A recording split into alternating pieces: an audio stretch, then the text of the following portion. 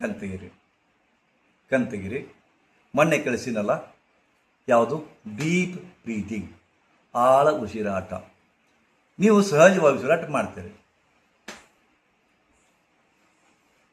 ಹಿಂಗೆ ಮಾಡಕತ್ತೀರಿ. ಇಷ್ಟ ಮಾಡ್ಕೋದು ಕುಂತ್ರ ನಿಮ್ಮ ಆರೋಗ್ಯ ಎಂದೆಂದಿಗೂ ಸುಧಾರಿಸೋದಿಲ್ಲ. ಈ ಉಸಿರಾಟ ಯಾಕೆ ಮಾಡ್ತೀರಿ ನೀವು? ಯಾಕೆ ಮಾಡಬೇಕು ಹೇಳಿ? ಯಾಕೆ ಮಾಡಬೇಕು? ನೀವು ಜೀವಂತ ಇರಕ್ಕೆ ಉಸಿರಾಟ ಬೇಕು. ಉಸಿರು ಇಲ್ಲ, ಸತ್ತು ಹೋಗ್ತೀರಿ ನೀವು. ಅದು ತೊಗೊಳಕತ್ತೀರಿ. ಬಟ್ ಹೆಂಗದಿರಪ್ಪ ಅಂದ್ರೆ ನಿಸ್ತೇಜಪೂರ್ವಕವಾಗಿ ತೊಗೊಂತೀರಿ ನೀವು.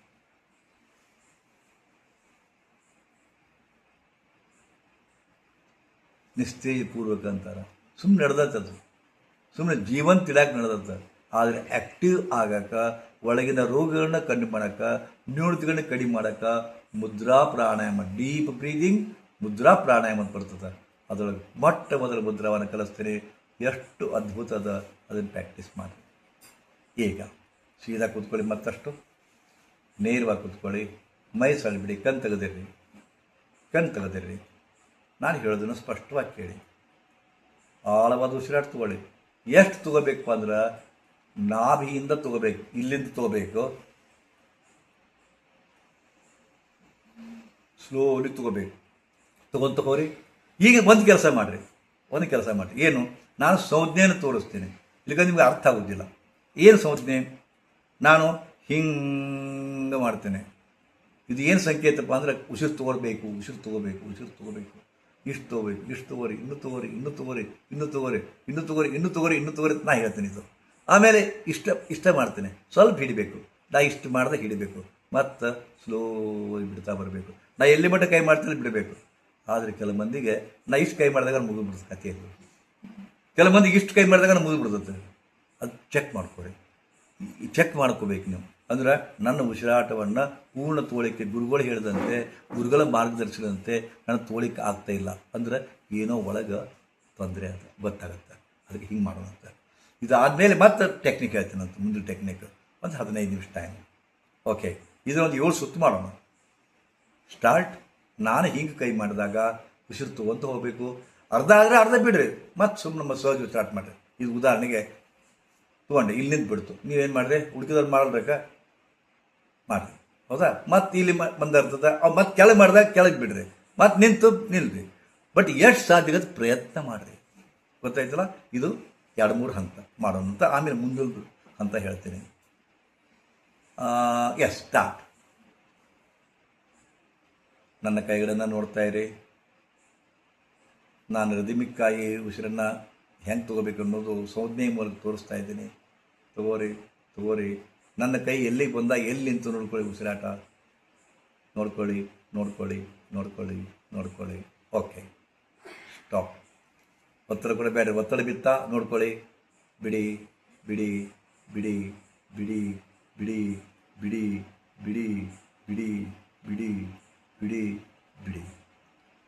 ಮತ್ತೆ ತಗೊಳ್ಳಿ. ಹ್ಞೂ,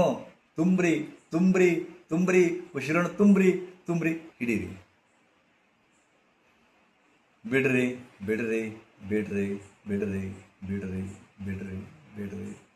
ಎಲ್ಲಿ ನಿಂತು ನೋಡ್ಕೋರಿ. ಡೌನ್. ಮತ್ತೆ ತಗೋರಿ.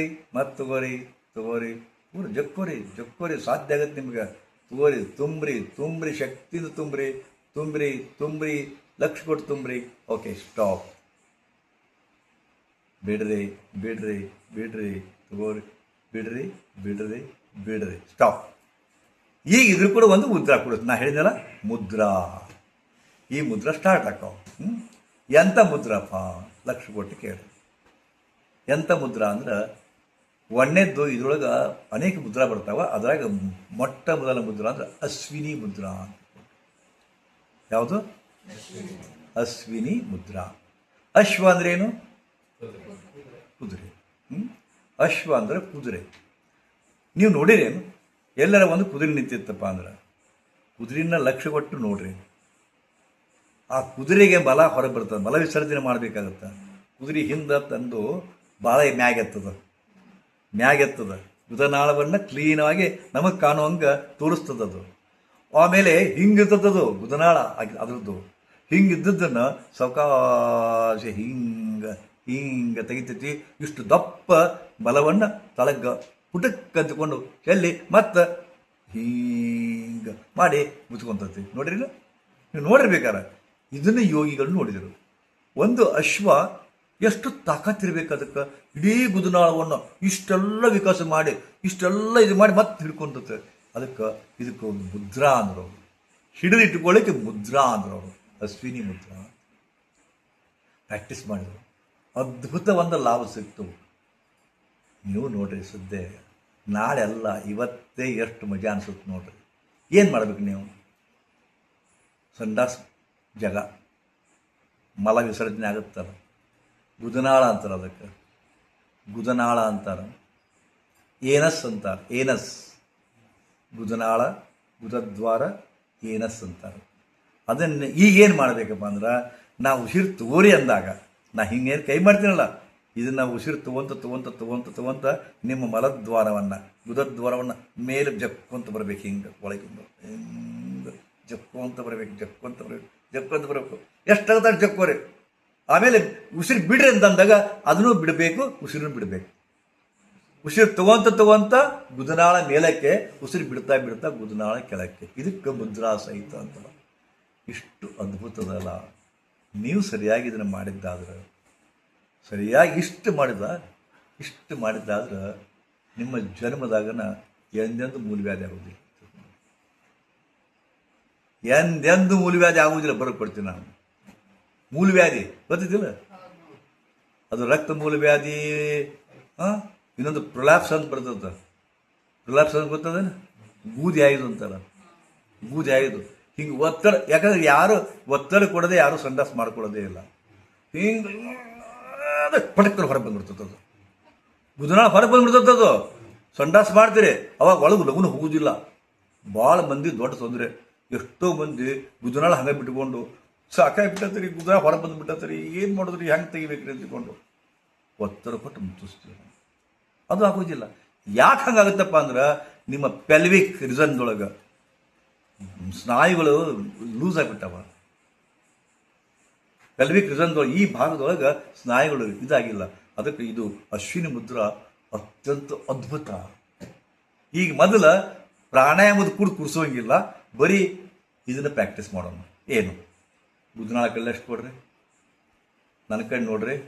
ನಾನು ಅಪ್ ಅಂದಾಗ ಏನು ಮಾಡ್ಬೇಕು? ಅಪ್ ಅಂದಾಗ ಮೇಲೆ ಎತ್ತು ಅಂತ ಅದು. ಅಪ್ ಅಂದಾಗ ಗುದನಾಳವನ್ನು ಮೇಲೆ ಜೊಕ್ಕಬೇಕು. ಡೌನ್ ಅಂದಾಗ ಬಿಟ್ಬಿಡ್ರಿ. ಮತ್ತೆ ಇದನ್ನು ಪ್ರಾಕ್ಟೀಸ್ ಮಾಡಿರಿ. ಈಗ ಅಪ್ ಒಳಗೆ ಜಕ್ಕೋರಿ, ಗೊತ್ತಾಗತ್ತೆ ನಿಮಗೆ ಗ್ಯಾರಂಟಿ. ಜಕ್ಕೋರಿ, ಇನ್ನೂ ಜಕ್ಕೋರಿ. ಎಷ್ಟು ಕಾಂಟ್ರಾಕ್ಟ್ ಮಾಡಿ ಜಕ್ಕೊಂತೀರಿ, ಜಕ್ಕೋರಿ ಹಿಡಿಯೋದನ್ನ ಬಿಡ್ರಿ, ಸ್ಲೋಲಿ ಬಿಡ್ರಿ. ಅಪ್ ಜಕ್ಕೋರಿ, ಮ್ಯಾ ಜಕ್ಕೋರಿ. ಗುದನಾಳವನ್ನು ಮೇಲೆ ಜಕ್ಕೋಬೇಕು. ಜಕ್ಕೋರಿ, ತಾಕತ್ತಿರ್ಬೇಕದು. ತಕ್ಕೋಬೇಕು, ಬ್ಯಾಗ್ ಜಗ್ಬೇಕು. ಬಿಡ್ರಿ. ಗೊತ್ತಾಯ್ತಲ್ಲ? ಕೆಲ ಮಂದಿ ಇಷ್ಟು ಮುಗ್ದಿರ್ತಾರಲ್ಲ, ಗುರುಗಳನ್ನು ಗೊತ್ತಾಗೋದು ಸ್ವಲ್ಪ ತೋರಿಸ್ತೀರೇನ್ರಿ ಅಂತ. ಹನಿ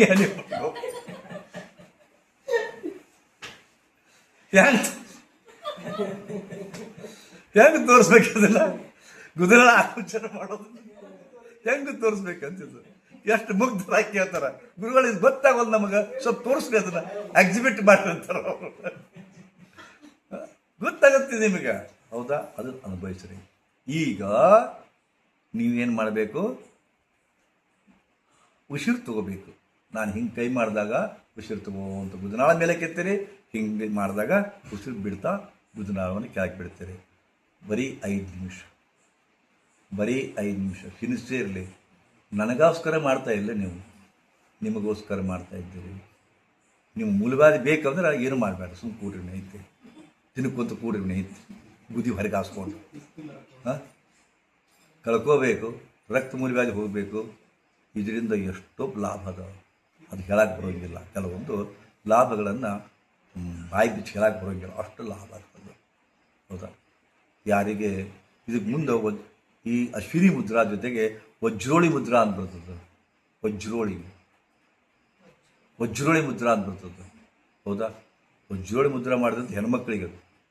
ವಜ್ರೋಳಿ ಮುದ್ರಾ ಮಾಡಿದ್ರೆ ನೀವು ಏನು ಪದೇ ಪದೇ ಒಂದು 4-5 ಹೆರಿಗೆ ಆಗಿಂದ ಅದು ಆ ಭಾಗ ಸಡ್ಲಾಗಿರ್ತದಲ್ಲ, ಇದರಿಂದ ಅದ್ಭುತವಾದ ಆಕುಂಚನ ಆಗಿ ಮತ್ತು ಮೊದಲಿನಂತೆ ಆಗ್ತದೆ.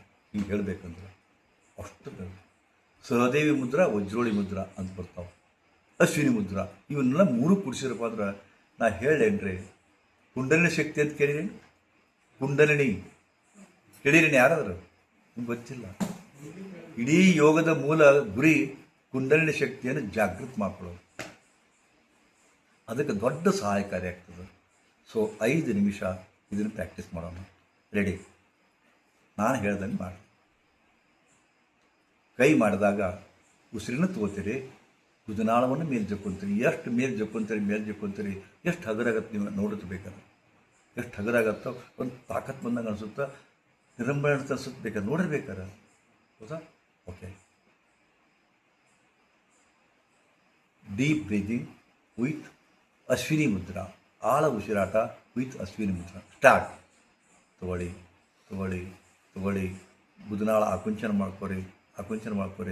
ಮೇಲೆ ಉಸಿರನ್ನು ಮೇಲೆ ಒಯ್ಯಿರಿ. ಸ್ವಲ್ಪ ಹಿಡಿರಿ, ಸ್ವಲ್ಪ ಫ್ರಾಕ್ಷನ್ ಆಫ್ ಸೆಕೆಂಡ್. ಡೌನ್. ಸೀದಾ ಸಾವಕಾಶ ಬಿಡ್ರಿ. ಗುದನಾಳ ಆಕುಂಚನ ಕಡಿಮೆ ಮಾಡಿರಿ. ಸಹಜವಾಗಿ ಡೌನ್. ಅಪ್. ಬಾಯಿ ಹಿಡಿದಂಗಿಲ್ಲ. ಅಪ್.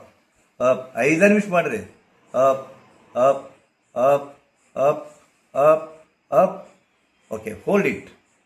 ಡೌನ್.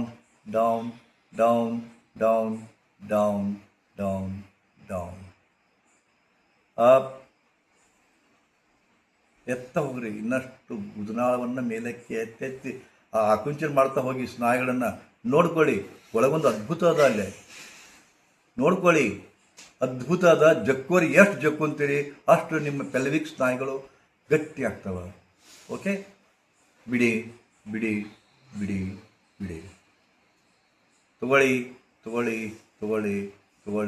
ತಗೊಳ್ಳಿ. ಅಂತರ್ಮುಖಿಯಾಗಿ ನನ್ನೊಳಗೆ ಏನು ಬದಲಾವಣೆ ಆಗ್ತದೆ ನೋಡ್ಕೊಳ್ಳಿ. ಓಕೆ. ರಿಲ್ಯಾಕ್ಸ್. ಮತ್ತೆ ಸ್ಟಾರ್ಟ್. ಓಕೆ. ಅಪ್. ಮಾಡಲಿಕ್ಕಾಗುತ್ತೆ ನೋಡ್ರಿ. ಡೌನ್. ಅಪ್. ಡೌನ್. ಅಪ್.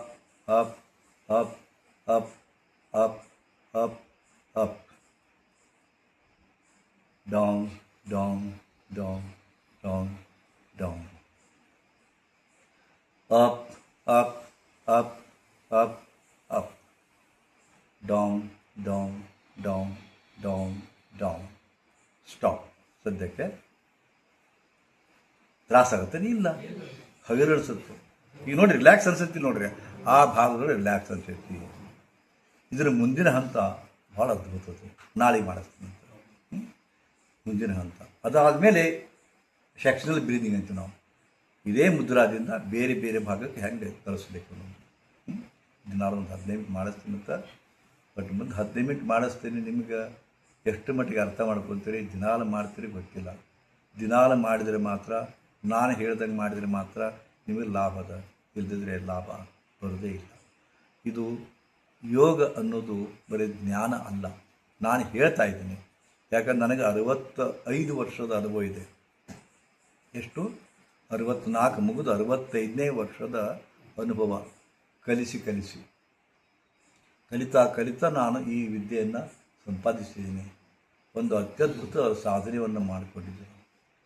ಈಗೇನೂ ಅಲ್ಲ, ನಾನು ಉರಿ ಯೌವನದೊಳಗೆ ಇದನ್ನು ಸಾಧನೆ ಮಾಡಿಕೊಂಡಾಗ ನನ್ನಲ್ಲಿ ಆದಂಥ ಅದ್ಭುತ ಚಮತ್ಕಾರಗಳು ನನಗೇ ಗೊತ್ತು. ಯೋಗದ ಅತ್ಯುನ್ನತ ಸ್ಥಿತಿಯೇ ಯೋಗ ಸಿದ್ಧಿ ಅಂತಾರೆ. ಯೋಗ ಸಿದ್ಧಿ. ಅಷ್ಟ ಸಿದ್ಧಿಗಳು ಅಂತ ಬರ್ತಾವೆ. ಯೋಗಶಾಸ್ತ್ರದೊಳಗೆ ಅಷ್ಟಸಿದ್ಧಿಗಳು ಅಂತ ಬರ್ತಾವೆ. ಯಾವ್ಯಾವ ಸಿದ್ಧಿಯಪ್ಪ ಅಂತಂದ್ರೆ ಅನಿಮಾ, ಲಗಿಮಾ, ಗರಿಮಾ, ಹೀಗೆಲ್ಲ. ನೀವು ಯೋಗಶಕ್ತಿಯಿಂದ ದೊಡ್ಡವರಿದ್ದವರು ಈಟ ಆಗ್ಬೋದು. ಇಟ ಇದ್ದವ್ರು ಇಷ್ಟ ಆಗ್ಬೋದು, ಇದರಿಗೆ ಅದೃಶ್ಯ ಆಗ್ಬೋದು, ಇದರಿಗೆ ಪ್ರಕಟ ಆಗ್ಬೋದು, ಇವೆಲ್ಲ ಬರ್ತಾವೆ. ಹನುಮಂತ ಸಮುದ್ರ ಲಂಘನ ಮಾಡಬೇಕಾದಾಗ ಹೋಗು ಮುಂದೆ ಒಬ್ಬಕ್ಕೆ ಮಕರ ದೇವತೆ ಅವನಿಗೆ ಹೇಳ್ಕೊತ ತನ್ನ ಸೂಜಿಗಳಿಂದ ಅಂತ ಬಾಯಿ ತೆಗಿತಾನೆ.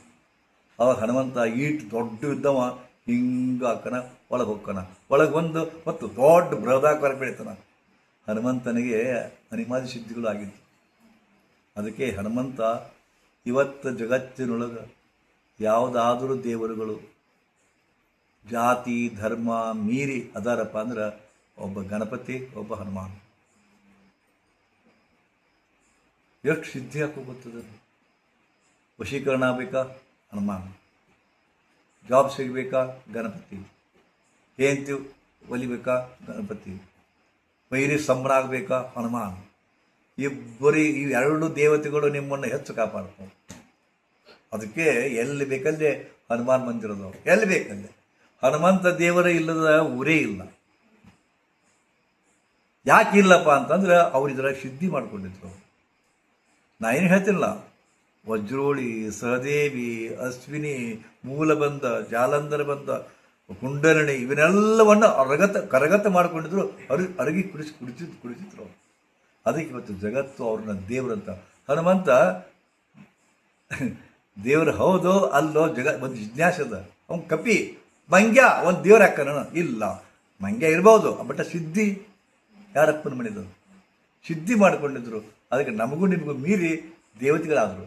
ಗಣಪತಿ ದೇವತೆ ಆದ. ಹಿಂಗೆ ಅದಕ್ಕೆ ಅದನ್ನು ನೀವು ಮಾಡ್ಕೋಬೋದು. ಖಂಡಿತವಾಗಿಯೂ ಆಸಕ್ತಿ ಬೇಕು, ಛಲ ಬೇಕು. ಆದ್ರೆ ನೀವು ಇರೋ ಜಾಗೆಯಿಂದ ಆ ಕಡೆ ಹೋಗ್ಲಿಕ್ಕೆ ನೀವು ತಯಾರಿಲ್ಲ. ಇದೇ ಗಂಡನ ಕಡೆ ಹೊಡೆಸ್ಕೊಂಡು, ಗಂಡನ ಕಡೆಯಿಂದ ಹೊಡೆಸ್ಕೊಂಡು, ಗಂಡನ ಕಡೆಯಿಂದ ತೀರಿಸ್ಕೊಂಡು, ಮಕ್ಕಳ ಕಡೆಯಿಂದ ಅನಿಸ್ಕೊಂಡು, ಮಕ್ಕಳು ಅದು ಇದು ಮಾಡೋದು ನೋಡಿಕೊಂಡು ಸೆಗಣ್ಯಾನ ಹುಡುಗ ಟೈಪ್ ಇವ್ರದ ನಿಮಗೆ ಲೈಕ್ ಆಗಿಬಿಟ್ಟಂತೆ.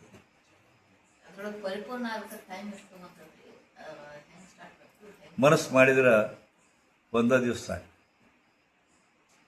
ಪರಿಪೂರ್ಣ ಪ್ರಶ್ನೆನೇ ಇಲ್ಲ. ಸಮರ್ಪಣಾ ಮುಖ್ಯದ, ಸಮರ್ಪಣೆ ಮುಖ್ಯದ.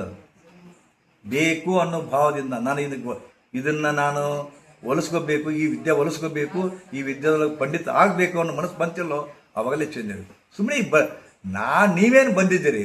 ನಮ್ಮ ಡಾಕ್ಟರ್ ದೀಪಕ್ ಅವ್ರು ಹೇಳಿದರು, ಗುರುಗಳ ಕಡೆ ಹೋಗಿ ಒಂದಿಷ್ಟು ಹೇಳ್ತಾರೆ, ಬಂದಿರ ಅಷ್ಟ. ನಿಮಗೇನು ಗೊತ್ತಿತ್ತೇನು ನಾ ಹೇಳ್ತೀನಿ ಅನ್ನೋದು. ಸುಮ್ಮನೆ ಒತ್ತಡಕ್ಕೆ ಬಂದಿರಿ, ಸುಮ್ಮನೆ ಖಾಲಿ ಇರ್ತೀವಿ, ಏನು ಓದ್ಕೊಂತಾರ ಕೇಳಿದ್ರೆ ಫೋನ್ ಮಾಡ್ತೀವಿ, ಬಂದಿರ ಅಷ್ಟ. ನೀವು ಕಲಿಯೋ ಇಚ್ಛೆ ಐತೆನಾ? ಅವನವನ ಕಲಿಯೋ ಇಚ್ಛೆ ಐತಪ್ಪ ಅಂದರೆ ಹಿಂಗೆ ಇರಲಿಲ್ಲ, ನೀವು ಹಿಂಗೆ ಇರ್ತಿದ್ದಿಲ್ಲ. 8 ಗಂಟೆ ಕರೆಕ್ಟ್ ಬರ್ತಿದ್ರಿ ಇಲ್ಲೇ, 8 ಗಂಟೆಗೆ ಇರ್ತಿದ್ರಿ ಇಲ್ಲೇ. ಸುಮ್ಮನೆ ಬರ್ಬೇಕಂತ ಬರೋದು, ಮಾಡ್ಬೇಕಂತ ಮಾಡೋದು, ಶೋಕ್ ಮಾಡೋದು, ನಿಮ್ಗೆ ಒಲಿಯೋದಿಲ್ಲ. ಬರ್ರಿ, ಯಾರಿಗೆ ನಾನು ಈ ವಿದ್ಯಾ ನಾನು ಪ್ರಾಪ್ತಿ ಮಾಡಿಕೊಂಡು ನಾನು ಇದ್ರಾಗ ಯಶ ಆಗ್ತೀನಿ, ಛಲ ಇದ್ರೆ ಬರ್ರಿ, ನಿಮ್ಮನ್ನು ಚೀಸ್ ಮಾಡ್ತೀನಿ. ನಾನು ಸಮರ್ಪಣಾ ಭಾವದ ಬರಬೇಕಿಲ್ಲೇ. ಸುಮ್ಮನೆ ಬರಬೇಕಂತ ಬರಬೇಡ್ರಿ, ದೇಖನೆಗೆ ಡಬ್ಬಾಗಿ ಬರಬೇಡ್ರಿ. ಇಷ್ಟು ಹೇಳಿ ಮತ್ತೆ ನಾಳೆ ಸರಿಯಾಗಿ 8 ಗಂಟೆಗೆ ಬರ್ತೀರಾ? ಅವ್ರು ಯಾರ ಹೋಗಲಿ ಎದು ಮಾಡಲಿ, ಆಸಕ್ತಿ ಇದ್ದಾರ ಬರಿಲ್ಲ, ಕರೆಕ್ಟ್ ಟೈಮ್ ಬರಿಲ್ಲ.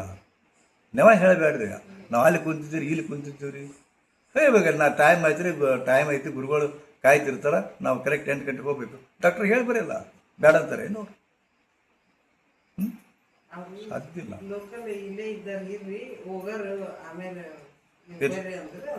ಇರಲಿ. ಓಂಕಾರ ಒಂದು ಓಂಕಾರದಲ್ಲಿ ಕ್ಲಾಸ್ ಮುಗಿಸೋಣ. ಶ್ರೀ ಗುರುದೇವ್, ಶ್ರೀ ಗುರುದೇವ್. ಓಕೆ, ಕಣ್ಮುಚ್ಕೊಳ್ಳಿ. ಓಂಕಾರ ಶುರು. ಜೋರಾಗಿ ಹೇಳಿ ಓಂಕಾರವನ್ನ. ಓ